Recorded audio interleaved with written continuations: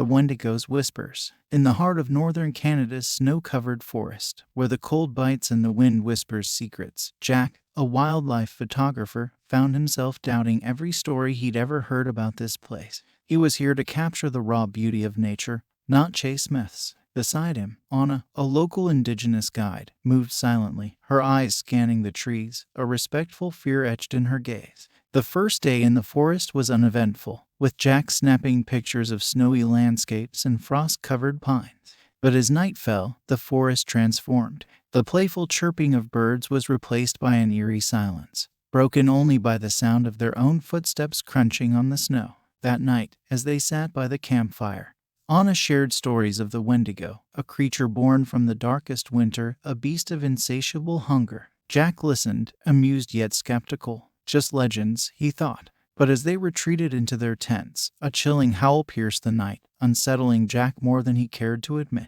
He told himself it was just the wind. The next morning, they discovered a set of footprints surrounding their camp. Large, humanoid, but with an unsettling gait, as if whatever made them was not entirely human. Jack's skepticism wavered, but he held on to his disbelief. They were probably made by a bear, he reasoned. They ventured deeper into the woods, the beauty of the snow-covered forest stark against the growing sense of dread. As they walked, whispers seemed to dance on the wind, unintelligible yet oddly personal, as if speaking directly to Jack. Anna noticed his unease. "The forest speaks in many ways," she said softly. "We must listen." That evening, they stumbled upon an abandoned cabin. Its windows were blank, staring eyes, its door hanging off its hinges, a silent invitation. Inside, they found remnants of someone's stay, a broken lantern, a torn map, and on the walls, frantic scribbles, warnings about the Wendigo. As darkness fell, the cabin seemed to close in on them. The whispers grew louder, more insistent. Jack couldn't ignore them anymore. They were calling his name, a taunting, ghostly chant that echoed in the hollows of his mind.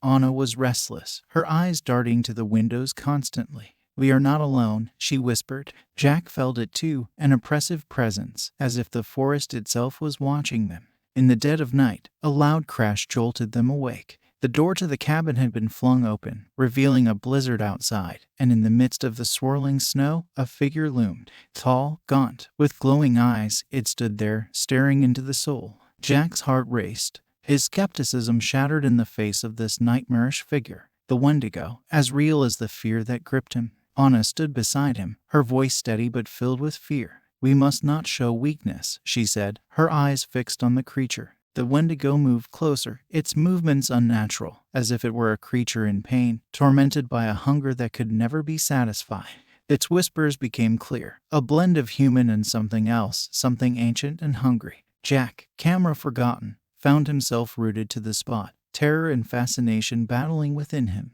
Anna's voice brought him back. "We must leave, now," she urged. They bolted from the cabin, the Wendigo's howls following them, a sound that would haunt Jack's dreams for years to come. They ran through the blizzard, the wind and snow a barrier against the creature, but they could feel its presence, always just a few steps behind, a nightmare in pursuit. As dawn broke, the forest quieted, and the Wendigo's presence faded with the darkness. They found their way back to their camp, exhausted, shaken, but alive. Jack looked back at the forest, a newfound respect in his eyes. The photographs he'd taken seemed trivial now. He had come seeking wildlife, but he found a deeper, more primal truth, a legend that walked in the whispering pines of the northern forest. Anna watched him, her expression solemn. "Some truths," she said, "are too ancient and too deep for cameras to capture." As they left the forest, the wind carried a final whisper, a farewell from the depths of the snow-covered pines. Jack knew he would never forget the Wendigo's whispers, a chilling reminder of the mysteries that lurk in the forgotten corners of the world, where legends breathe and the unknown waits.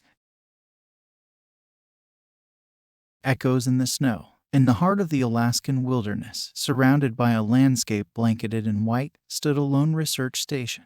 Dr. Helen Reyes, a dedicated climate scientist, and Tom, a grizzled survival expert with years of experience, were the station's only occupants. As winter tightened its icy grip, a relentless blizzard cut them off from the outside world. Inside the station, Helen busied herself with her research, trying to ignore the howling wind that seemed to shake the very walls. Tom kept a watchful eye on their supplies, knowing all too well how quickly the weather could turn deadly. One evening, as the blizzard raged on, Helen glanced out the window and froze. Through the swirling snow, she saw what looked like a figure moving. She rubbed her eyes, attributing it to the long hours of work. But when she looked again, the figure was still there, closer now, its movements jerky and unnatural. Tom joined her at the window, squinting into the storm. "Probably just a trick of the light," he said, but his voice lacked conviction. As the days passed, the blizzard showed no signs of letting up, and the strange sightings continued. Shadows flitted just beyond the edge of visibility, and eerie howls mixed with the wind, sending shivers down their spines. Helen, ever the scientist, tried to rationalize these occurrences.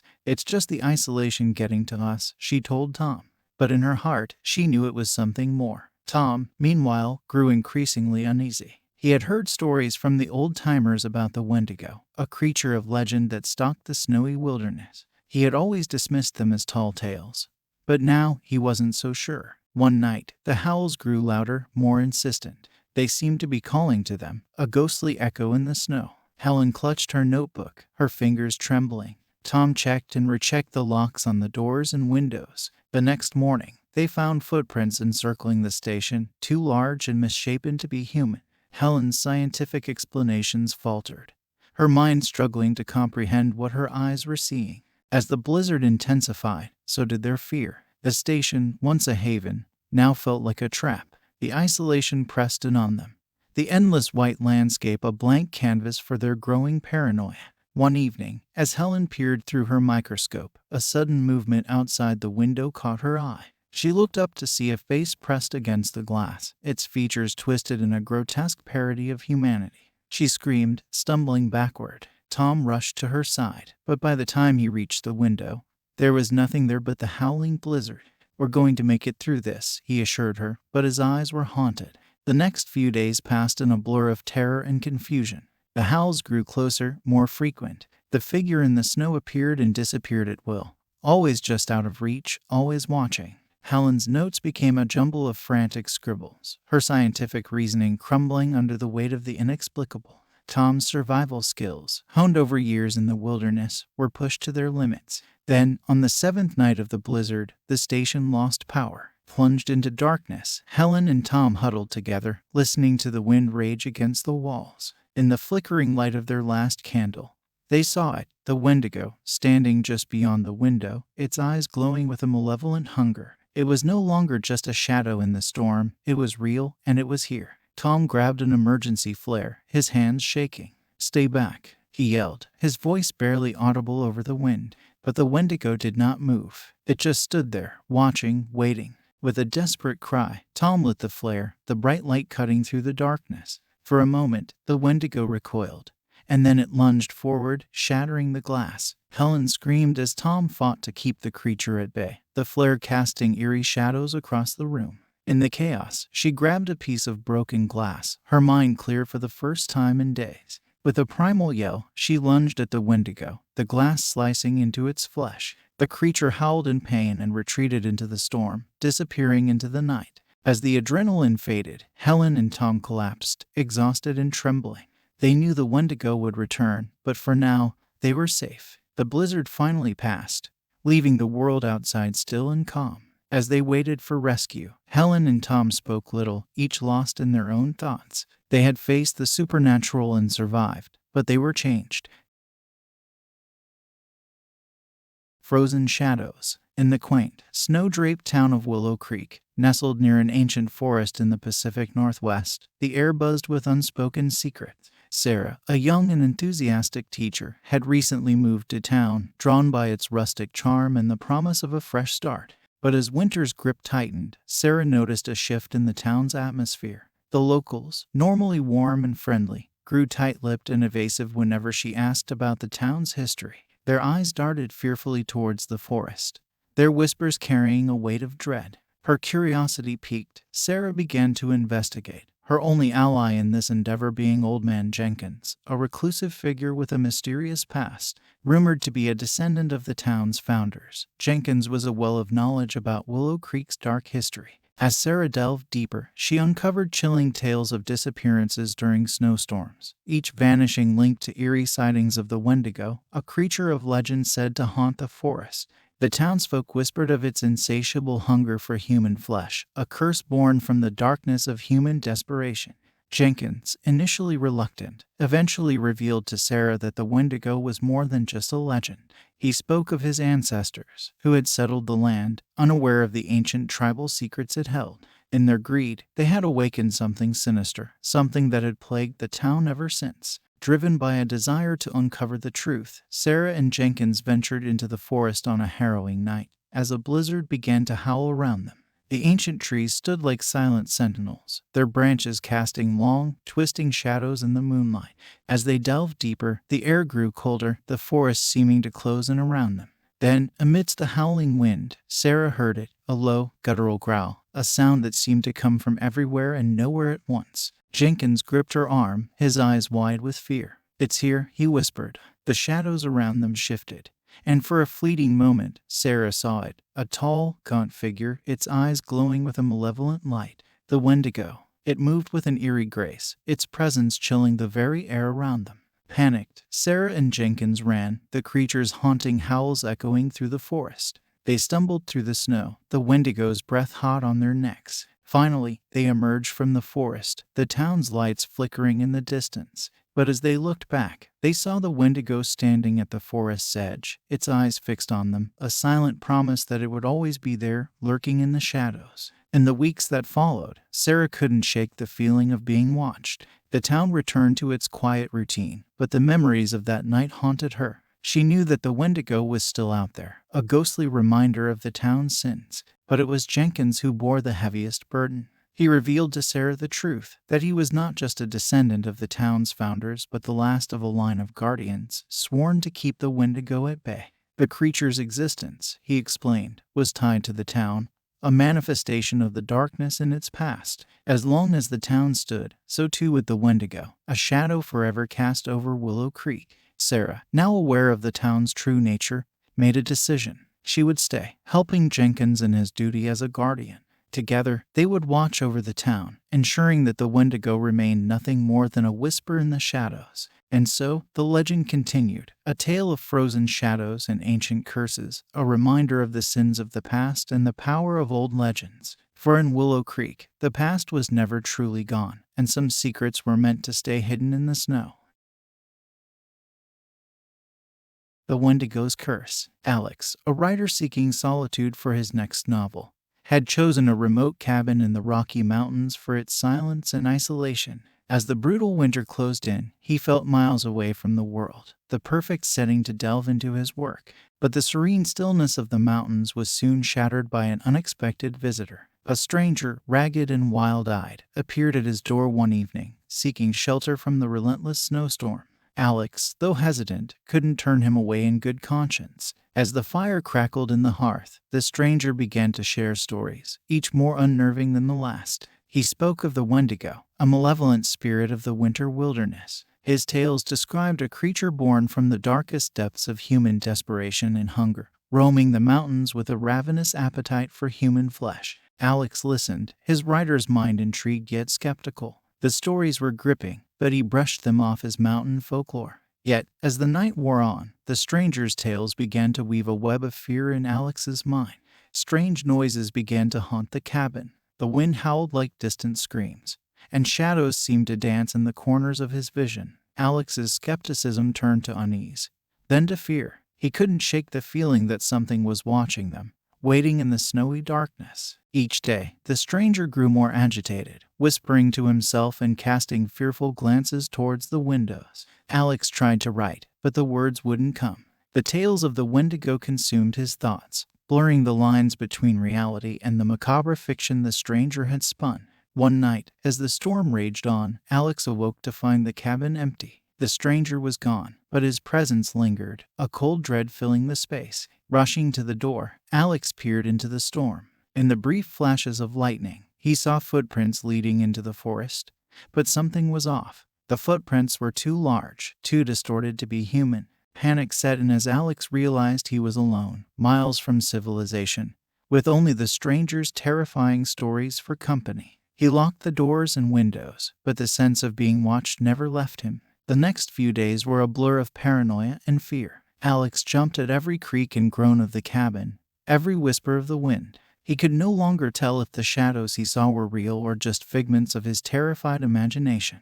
Then, on the seventh night, a spine-chilling howl shattered the silence of the cabin. It was unlike any animal Alex had ever heard, filled with a hunger and rage that froze his blood. The stories of the Wendigo echoed in his mind, no longer just tales, but a living, breathing nightmare outside his door. In the grip of terror, Alex barricaded himself in the cabin, his eyes fixed on the windows, waiting for dawn. But when morning came, the forest was silent. The storm had passed, and there was no sign of the creature from the night before. Exhausted and on edge, Alex decided he could no longer stay in the cabin. He packed his belongings, ready to leave the mountains and the unnerving experiences behind.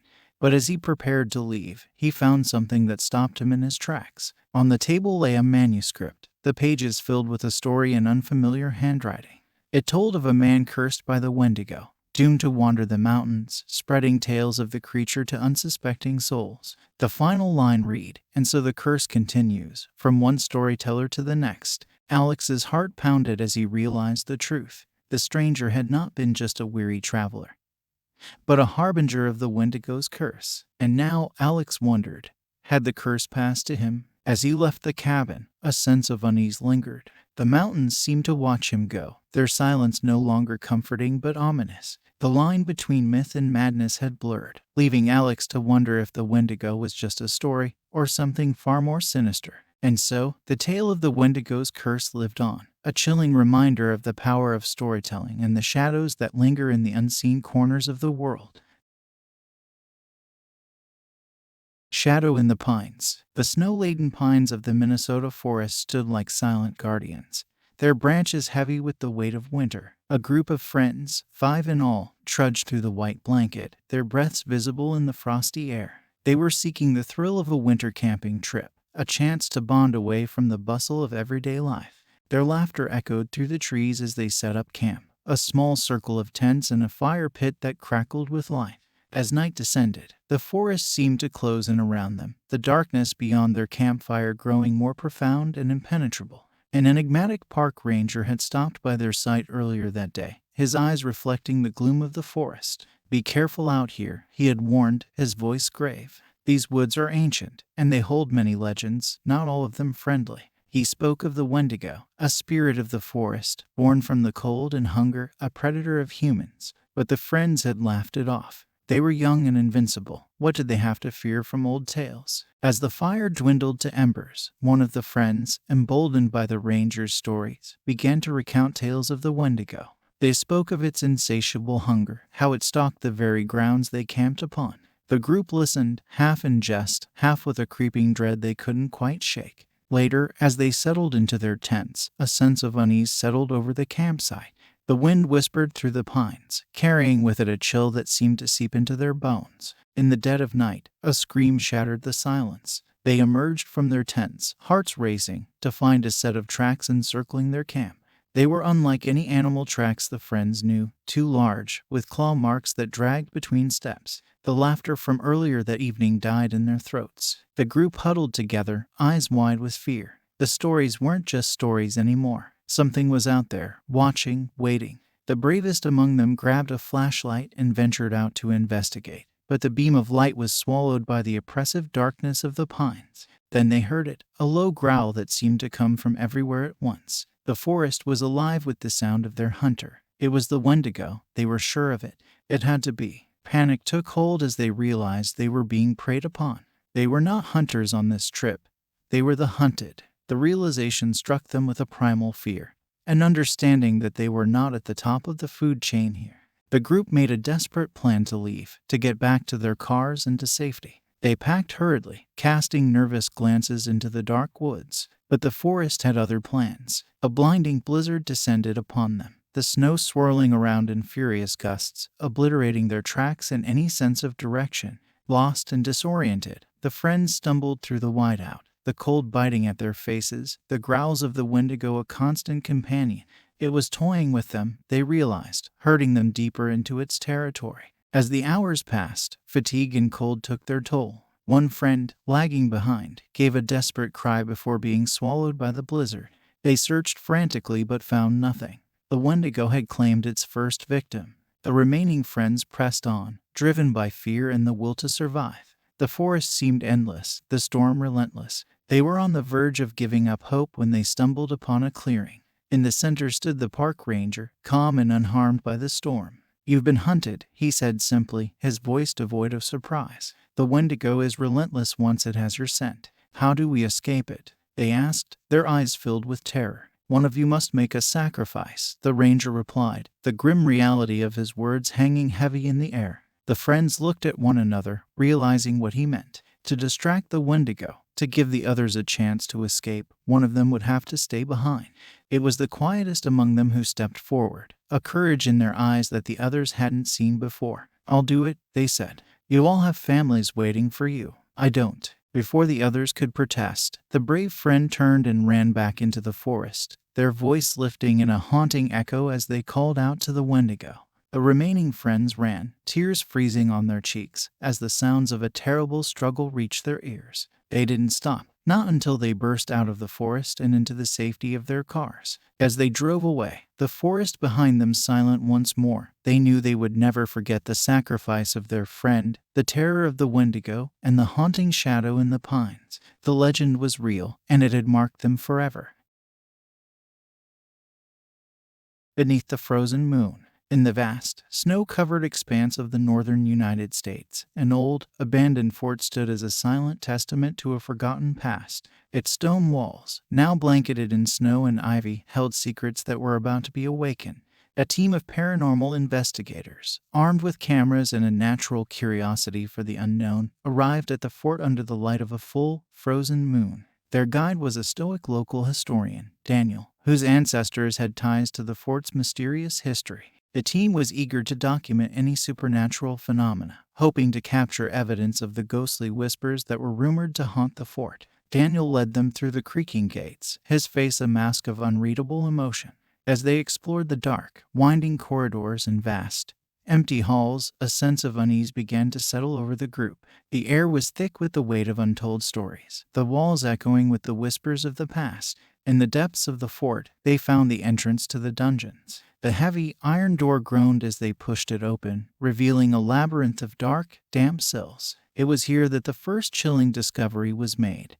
Ancient tribal artifacts, scattered and forgotten, their origins a mystery. Daniel's voice trembled as he explained the artifact's significance, hinting at a dark chapter in the fort's history. His ancestors, he revealed, were part of a tribe that had suffered greatly at the hands of the fort's occupants. As night fell, the team set up their equipment, hoping to capture any spectral activity. But what they encountered was far more terrifying than any ghost. The first sign was a low, guttural growl that seemed to emanate from the very walls of the fort. Then, shadows began to move, twisting and turning in impossible ways. The temperature dropped, breath turning to mist in the cold air. Panic set in as the team realized they were not alone.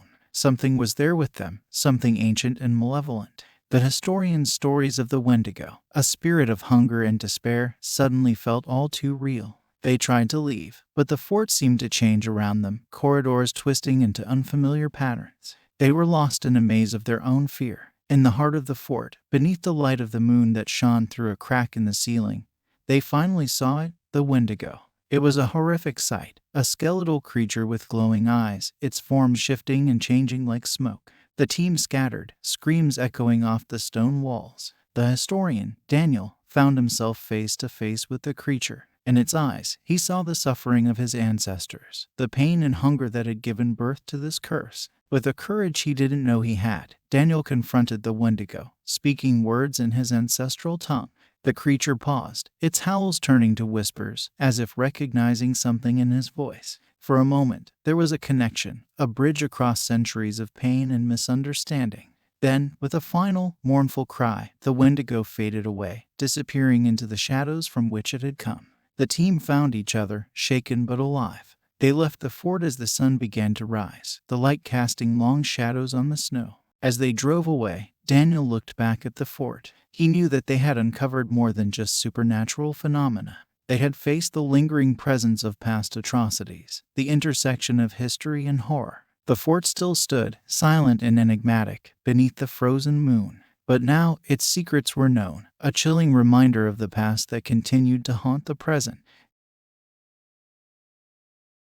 The Wendigo's hunger. Lauren, a journalist with a healthy dose of skepticism, arrived at the luxury ski resort in the Colorado Rockies, ready to debunk the local myths that seemed to fascinate the guests and staff. The resort, a blend of modern opulence and natural beauty, was the perfect setting for her latest story. However, beneath its polished surface, the resort and the surrounding dense forests were steeped in tales of the Wendigo, a mythical creature said to embody hunger and despair. The first few days were uneventful, filled with interviews and breathtaking ski runs. The staff and guests were more than happy to share their stories and experiences, which Lauren found amusing yet far-fetched. But her amusement soon turned to intrigue when an old native storyteller, a regular visitor to the resort, shared his chilling tales of the Wendigo. According to him, the Wendigo wasn't just a myth but a warning, a reminder of nature's power and the consequences of human greed. Lauren listened, her skepticism wavering as the storyteller's words painted a vivid picture of the creature's insatiable hunger. It was when guests started to disappear that Lauren's story took a dark turn. One by one, people went missing, their last known locations scattered across the ski slopes and forest trails. Panic began to grip the resort, the joy of the slopes replaced by a palpable fear. Determined to uncover the truth, Lauren delved deeper into her investigation. She combed through the forest, following leads and rumors, her skepticism crumbling with each passing hour. The once serene and inviting woods now felt ominous, the trees whispering secrets she wasn't sure she wanted to hear. The disappearances continued, and with them, sightings of a strange figure on the slopes, moving with unnatural speed and grace. Guests whispered in hushed tones about the Wendigo, their fear growing with each sighting. Lauren's investigation led her to a high-altitude cabin, abandoned and half-buried in snow. Inside, she found evidence of a struggle, and more chillingly, ancient tribal symbols scrawled on the walls, warning of the Wendigo's presence. As a blizzard approached, Lauren realized she was not alone in the cabin. Outside, the figure she had heard so much about was waiting, its form barely visible through the swirling snow. The Wendigo, as real as the fear that clenched her heart. With no time to lose, Lauren strapped on her skis and raced down the mountain, the Wendigo in pursuit. The chase was a high adrenaline nightmare, her every turn shadowed by the creature. The howling wind and snow were disorienting, the line between hunter and hunted blurring with each passing second. In a desperate bid for survival, Lauren led the Wendigo into a narrow, treacherous path, the steep cliffs on either side a dangerous gamble. But it was her only chance. The creature, relentless in its pursuit, followed, its hunger evident in its every move. The showdown was a blur of snow, fear, and adrenaline. Lauren's skills were tested to their limits as she navigated the treacherous terrain, the Wendigo's presence an ever-looming threat. In the end, it was the mountain itself that ended the chase, an avalanche triggered by the tumultuous chase. Lauren barely escaped, sliding into the safety of a grove as the snow engulfed the Wendigo, its howls fading into silence. Exhausted and shaken, she made her way back to the resort, the blizzard now a mere backdrop to her harrowing experience. The resort was in chaos when she returned, the disappearances and her own story spreading like wildfire. But Lauren had changed. No longer a skeptic, she understood the cost of ignorance, the clash between modernity and ancient myths. As the resort returned to its usual rhythm, Lauren knew that the Wendigo's hunger was a story that would stay with her forever. The luxury of the resort no longer held the same appeal. Beneath its polished surface lay a truth as old as the mountains themselves. And so, the legend of the Wendigo lived on, a reminder of the primal fears that lurk in the shadows of our modern world, waiting to be awakened. Whispers of the Wendigo. In the dense, mist-shrouded forests of the Pacific Northwest, a remote logging camp buzzed with activity. Seasoned logger Mike oversaw a group of new workers, each eager to prove their worth in the rugged wilderness. The camp, surrounded by ancient woods steeped in lore, was a place where man and nature met in a tense, often destructive dance. As the days passed, the crew cut deeper into the forest, their chainsaws and machinery disrupting the age-old silence of the woods. Mike, who had spent years working in these parts, knew the land well but also knew the stories that lingered in the air like the ever-present fog. One evening, as the crew gathered around the campfire, one of the new workers, a young man named Tom, shared tales he'd heard of the Wendigo, a malevolent spirit of the forest, a symbol of greed and excess. The stories spoke of a creature, born from a profound hunger, that preyed upon those who dared disturb the natural order. The other workers laughed it off, chalking it up to newbie nerves. But Mike noticed a shift in the air, a chill that wasn't just from the night breeze. He couldn't shake the feeling that something in the forest was watching, waiting. As the logging operations continued, strange occurrences began to unsettle the crew. Tools went missing, odd tracks appeared around the campsite, and eerie whispers seemed to float on the wind. The once dismissive workers grew tense, their laughter replaced by hushed conversations and nervous glances towards the tree line. Then, the disappearances started. One by one, workers began to vanish, their last known whereabouts deep in the forest. Search parties turned up nothing but more questions, the forest seemingly swallowing the missing men whole. Fear gripped the camp. Accusations and paranoia ran rampant, the crew fracturing under the strain. Mike tried to maintain order, but even he felt the creeping dread that something unnatural was at play. One night, the whispers grew louder, an unintelligible chant that seemed to come from all around them. In a moment of panic, Tom ran into the forest, claiming he could hear the voices of the missing men. Mike, along with a few brave souls, followed, their flashlights piercing the darkness. The deeper they went, the more the forest seemed to change, the trees closing in around them, the air growing colder. They found Tom standing in a clearing, his eyes wide with terror. Before they could reach him, a shadowy figure emerged from the trees. It was tall and gaunt, with glowing eyes and antlers that twisted into the dark sky, the Wendigo. The creature moved with a terrifying grace, its whispers now a deafening roar in their ears. Mike and his crew, frozen in fear, watched as the Wendigo approached Tom, its presence seeming to drain the life from him. In a moment of clarity, Mike understood the creature was a manifestation of the forest's anger, a punishment for their intrusion and destruction. He shouted for his crew to run, to escape the wrath they had unwittingly unleashed. The chase back to the camp was a blur of terror and adrenaline. They could hear the Wendigo behind them, its footsteps a chilling echo in the night. Reaching the camp, Mike rallied the remaining workers. They had to leave, to abandon the logging operation and flee the forest's vengeance. But as they prepared to go, the Wendigo appeared at the edge of the camp, its presence a barrier they dared not cross. In a heart-pounding finale, Mike faced the creature, understanding that one of them would not leave the forest alive. With a primal yell, he charged, armed only with a logging axe and a desperate will to survive. The battle was fierce and brief. Mike fought with the strength of a man protecting his home, his crew, his very soul. And as the axe found its mark, the Wendigo let out a final, mournful howl before collapsing, dissolving into the mist from which it had come. Exhausted and injured, Mike and his crew left the forest, the logging camp abandoned, reclaimed by the wild. As they looked back, the ancient woods stood silent once more, the whispers of the Wendigo fading into legend. The experience changed them all, a stark reminder of the destructiveness of man's encroachment on nature and the price of ignorance. The forest, with its deep secrets and ancient spirits, had survived, but so had they, against all odds.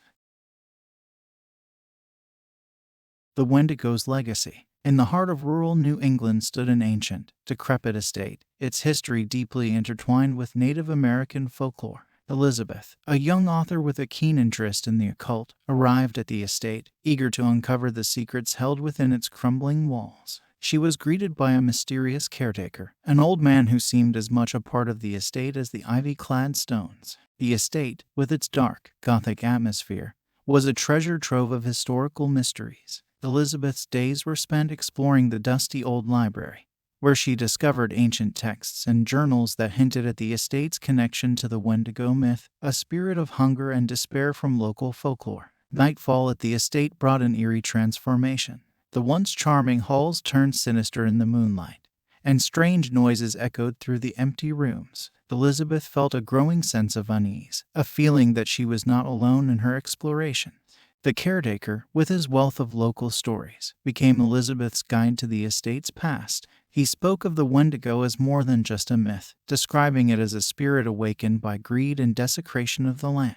His tales were filled with warnings, but Elizabeth's curiosity was insatiable. As she delved deeper into the estate's history, Elizabeth began to experience terrifying encounters. Objects moved on their own, ghostly whispers filled the air, and chilling drafts swept through the rooms. The line between reality and the supernatural blurred, leaving Elizabeth questioning her own sanity. One night, drawn by an inexplicable force, Elizabeth ventured into the estate's catacombs. The air was thick with the scent of decay, and the only sound was her footsteps echoing off the stone walls. It was here, in the heart of the estate, that she came face to face with the entity. In the dim light of her lantern, the figure of the Wendigo appeared. It was a horrific sight, a skeletal creature with antlers, its eyes burning with an insatiable hunger. Elizabeth was paralyzed with fear, but as the creature approached, a strange calm overtook her. She understood then that the Wendigo was a manifestation of the estate's dark legacy, a spirit bound to the land and its history. In a moment of courage, Elizabeth confronted the Wendigo, her voice echoing in the catacombs. She spoke of understanding and respect for the land, her words a plea for the spirit to find peace. The Wendigo paused, its gaze locking with hers, and for a moment, Elizabeth saw a flicker of something ancient and sorrowful in its eyes. With a deafening howl, the Wendigo vanished into the shadows, leaving Elizabeth alone in the dark. She emerged from the catacombs shaken but alive, a newfound respect for the estate's history and the folklore she had once viewed as mere stories. As dawn broke, Elizabeth left the estate, its mysteries still lingering in her mind. She knew the Wendigo's legacy was not just a tale of terror, but a warning of the darkness that lurks in history and the consequences of forgetting the past. The estate stood silent in the morning light, its secrets once again hidden within its walls. But for Elizabeth, the experience was a haunting reminder of the persistence of folklore and the thin line between the known and the unknown. The Wendigo's legacy would live on, a gothic tale of history, horror, and the enduring power of ancient myths. Cry of the Wendigo. In the heart of the Yukon, where the winter's grasp was unyielding, lay a small, isolated village. Dr. Nora, a dedicated physician, had journeyed to this remote corner of the world to provide medical assistance. The village, cut off from civilization, was a stark landscape of snow and silence. Upon her arrival, Nora was greeted by an eerie quiet that hung over the village. The villagers, a hardy group used to the harshness of their environment, were welcoming but reserved. Among them was an old tribal elder, his eyes reflecting the weight of many winters. He warned Nora of the Wendigo, a spirit of the land, awakened by disrespect and greed, but she dismissed it as local superstition. As Nora began her work, she noticed an unsettling pattern. Villagers were falling ill with a mysterious ailment that left them weak and terrified. Their symptoms were unlike anything she had encountered, and no treatment seemed to help. Night in the village brought a new terror. A chilling howl echoed through the darkness, a sound that seemed to come from everywhere and nowhere. The villagers huddled in their homes, fear etched on their faces, while Nora lay awake, pondering the rational explanation for these events. The situation worsened when villagers began to vanish. One by one, people disappeared into the night, leaving no trace behind. Panic set in, and the elders' warnings about the Wendigo took on a new, terrifying significance. Nora, driven by her need to help, decided to venture out into the blizzard to find answers. Armed with her medical kit and a fierce determination, she braved the biting cold and howling winds. In the heart of the blizzard, Nora stumbled upon a horrifying scene. In a clearing, surrounded by a circle of stones, lay the missing villagers. They were alive but in a trance-like state, their eyes vacant and filled with an unspeakable fear. Suddenly, from the swirling snow emerged a figure, tall, gaunt, with piercing eyes and antlers rising from its head. The Wendigo. It was no legend. It was as real as the snow beneath Nora's feet. Frozen in terror, Nora watched as the creature moved among the villagers, its presence seeming to drain the very life from them. Remembering the elders' words, she realized that the Wendigo was a manifestation of the imbalance between the villagers and the land. Gathering her courage, Nora confronted the creature, her voice barely audible over the wind. She spoke of healing and respect, of restoring the balance that had been lost. To her amazement, the Wendigo paused, its gaze meeting hers. In that moment, Nora saw not just a creature of legend, but a symbol of nature's wrath and sorrow. With a final, mournful cry, the Wendigo vanished into the storm, leaving the villagers safe but forever changed. Nora tended to them, her medical skills and newfound understanding of the village lore guiding her hands. As the villagers recovered, the atmosphere in the village shifted. The old tribal elder approached Nora, a look of gratitude and respect in his eyes. They spoke of the Wendigo, of the lessons it had taught them about living in harmony with the land. Nora left the village as the winter thawed, carrying with her a deep appreciation for the resilience of the human spirit and the truths that lay in the intersection of science and superstition. The cry of the Wendigo, a haunting reminder of the Yukon's stark beauty and hidden dangers, echoed in her mind as she journeyed home. The village had survived the harsh winter and the supernatural terror, a testament to the strength and unity of its people. Nora's experience had challenged her beliefs, leaving her with a profound respect for the legends and lore that had shaped the lives of those she had come to help. And so, the legend of the Wendigo lived on, a chilling tale of the conflict between man and nature, and the enduring power of ancient myths in the modern world.